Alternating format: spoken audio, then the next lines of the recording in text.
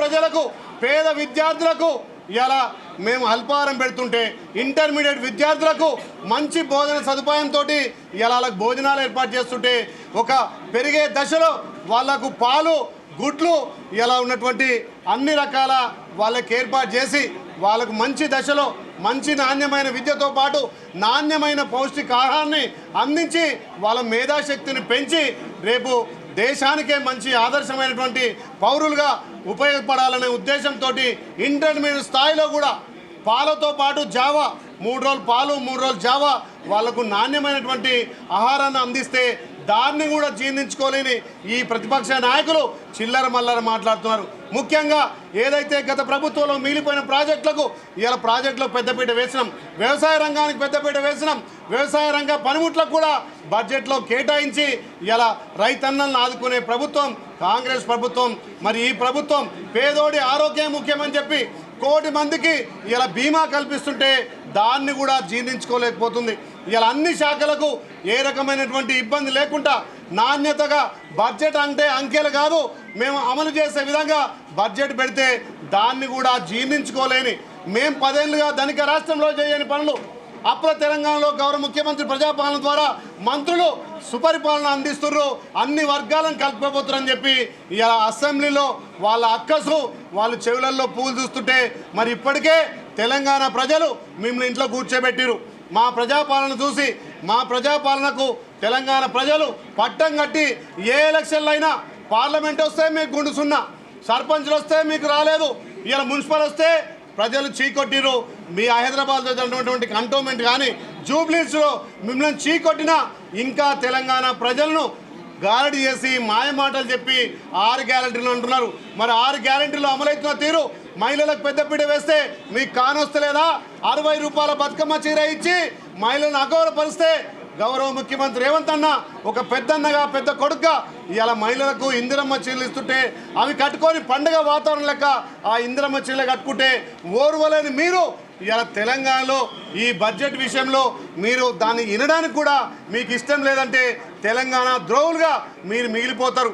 మీరు 10 ఏళ్ళు ధనిక రాష్ట్రానికి ముఖ్యమంత్రిగా మంత్రులుగా ఉండి చేయనటువంటి పనులు మా గౌరవ ముఖ్యమంత్రి మా మంత్రులు ఇవాళ అప్పుల తెలంగాణ అయినా మీరు చేసిన అప్పులు మీరు చేసిన తప్పులు ఒక్కొక్కటిగా సర్దిద్దుకుంటూ ఇవాళ ప్రజాపాలన ద్వారా అన్ని శాఖలకు ఇక్కడ విద్యార్థులకు నిరుద్యోగులకు ఆఖరికి ఎంప్లాయీస్ కూడా ఇవాళ జీవిత బీమా కల్పించి వ్యవసాయ రంగానికి పెద్దపీట వేస్తే జీర్ణించుకోలేను ఇవాళ అసెంబ్లీలో వాకౌట్ చేసిరు.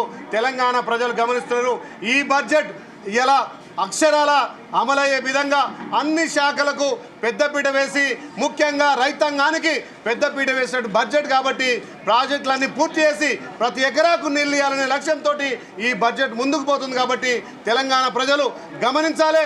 ఇవాళ ఈ ప్రతిపక్షాలు చిల్లర మల్లరగా వాళ్ళు మైక్ల ముందు వచ్చి మాట్లాడి ఇలా అసెంబ్లీలో మాట్లాడిన తీరు వాళ్ళు బైకట్ చేసే తీరు తెలంగాణ ప్రజలు గమనిస్తున్నారు. కాబట్టి ఈ బడ్జెట్ పేద ప్రజల కోసం రూపొందించి తెలంగాణ అభివృద్ధిలో ముందుకు పోతుంది. ఇలా తెలంగాణ 10.6 ఉంటే ఇలా తలసరిగా 10.7కి వచ్చిందంటే తెలంగాణ ఏ రకంగా అభివృద్ధి అవుతుందో ప్రజాపాలన ద్వారా పేదలకు సంక్షేమం ఏ విధంగా అభివృద్ధి అవుతుందో చూస్తున్నారు. కాబట్టి ఇలా ఏ ఎలక్షన్ జరిగినా ప్రజాప్రభుత్వానికి పట్టం కడుతురు. ఇప్పటికైనా ఈ ప్రతిపక్షాలు బుద్ధి తెచ్చుకొని మీ వక్రబుద్ధి మార్చుకొని ఇలా ప్రజాప్రభుత్వానికి సహకరించాల్సిందిగా మీడియా ద్వారా విజ్ఞప్తి చేస్తున్నా. ఇందిరమ్మ రాజ్యంలో 3వ బడ్జెట్ గౌరవ ముఖ్యమంత్రి రేవంత్ రెడ్డి గారి సారథ్యంలో ఫైనాన్స్ మరియు తెలంగాణ రాష్ట్ర ఉప ముఖ్యమంత్రి శ్రీ బట్టి విక్రమార్క గారు ప్రవేశపెట్టినటువంటి ఈ బడ్జెట్ జనరంజకంగా ఉండి 3,24,234 కోట్ల బడ్జెట్ ఈ రాష్ట్రంలో ఉన్నటువంటి అన్ని వర్గాల ప్రజల అభ్యున్నతి కోసం అన్ని ప్రాంతాల సమతుల్యతో అభివృద్ధి చేసే అంశంలో తీసుకున్నటువంటి బడ్జెట్ సంబంధించినటువంటి ప్రసంగాన్ని గౌరవ ఫైనాన్స్ మినిస్టర్ శ్రీ బట్టి విక్రమార్క గారు సుమారు 5 నిమిషాల తక్కువ 2 గంటలు వారు మాట్లాడినటువంటి మాటలు ఎక్కడా వారు మంచినీళ్ళు కూడా తీసుకోలేరు. వారి ఆలోచన అంతా కూడా ఈ తెలంగాణ ఉన్నటువంటి ప్రజలకు అందబోతున్నటువంటి బడ్జెట్ సంబంధించినటువంటి అంశంలో వారు లీనమై ప్రసంగిస్తే, కానీ ప్రతిపక్షానికి సంబంధించిన వాళ్ళు నీళ్లు నమిలేలా వాళ్ళ అహాభావాలు చూస్తుంటే, సభలు ఇంతకుముందే సీనని చెప్పిండు, భూపతి రెడ్డి గారు చెప్పిండ్రు, మా ఐలయ్య గారు కూడా చెప్పిండ్రు, వారి భావాలన్నీ కూడా మారిపోతున్నాయి.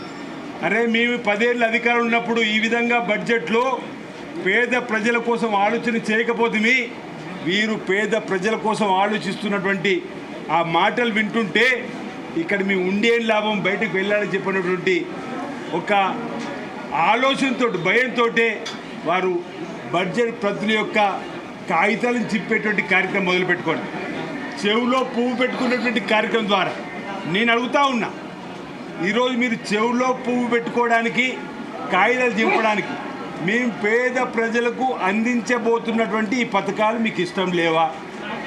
ఈరోజు 1,05,00,000 కుటుంబాలకు తెలుపు రేషన్ కార్డు వాళ్ళందరికీ కూడా ఈరోజు చక్కటి స్కీమ్,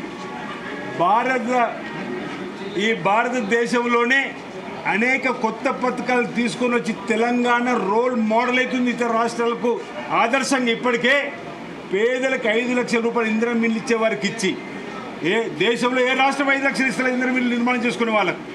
దేశంలో పేదలకు 1,05,00,000 రేషన్ కార్డుల పేదలందరికీ కూడా సంపన్నులు తినే సన్నబియ్యం ఇస్తున్నాం.